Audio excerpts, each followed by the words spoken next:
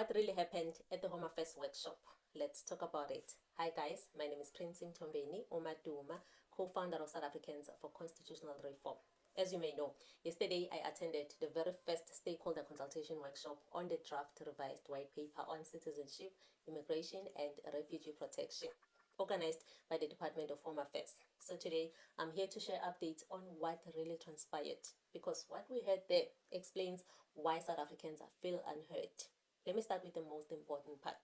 When South Africa reviews policy on citizenship, immigration and refugee protection, it's not only South Africans who participate. Foreign nationals are also allowed to submit inputs into this process. Yep, Home Affairs confirmed yesterday. So if you're wondering why policies don't always reflect what South Africans want, this is part of the reason. This white paper determines who enters South Africa, who stays, who becomes a citizen, who qualifies as a refugee, and what rights attach to that status. It affects jobs, social grants, healthcare, education, and border control. Yep, foreigners also have rights to these public services, and it all thanks to our constitution.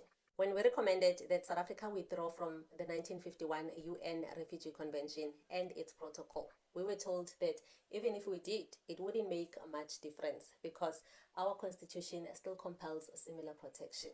Also, if South Africa withdraw, other countries might follow, which could weaken the entire United Nations refugee framework. Apparently, now these are rumors, guys. When this policy was being drafted at an early stage, the UNHCR High Commissioner traveled to South Africa to beg our government not to go ahead with this policy. That's what happened, apparently, allegedly. Now, on a serious note, guys, it seems like we have a government that is more afraid of international laws, foreign pressure, and court challenges than it is of its own citizens who voted for them. That's why NGOs keep winning in court and policies keep being shaped through litigations. Our government is governing through fear of court losses, not through decisive leadership. Now, here's one of the examples that matter.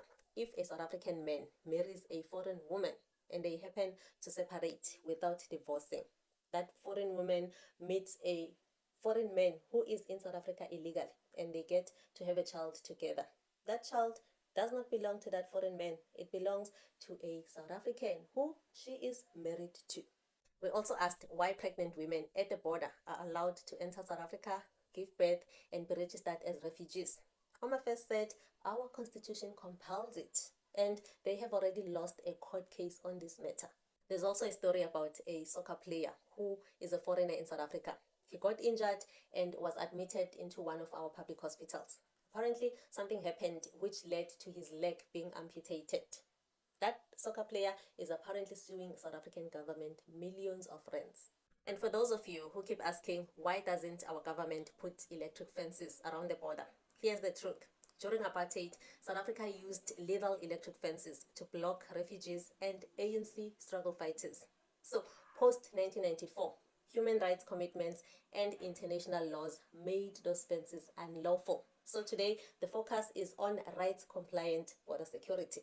So yeah, I thought I should share this with you guys. Please note that the deadline to submit your comments directly to Home Affairs has been extended from the 31st of January 2026 to the 15th of February 2026. Tina as SACR, we've extended our deadline to the 13th of February 2026, just before Valentine's Day. So if you want to be part of SACR submission, please go to my bio here on TikTok and click the link and complete our Google form. Thank you so much for watching.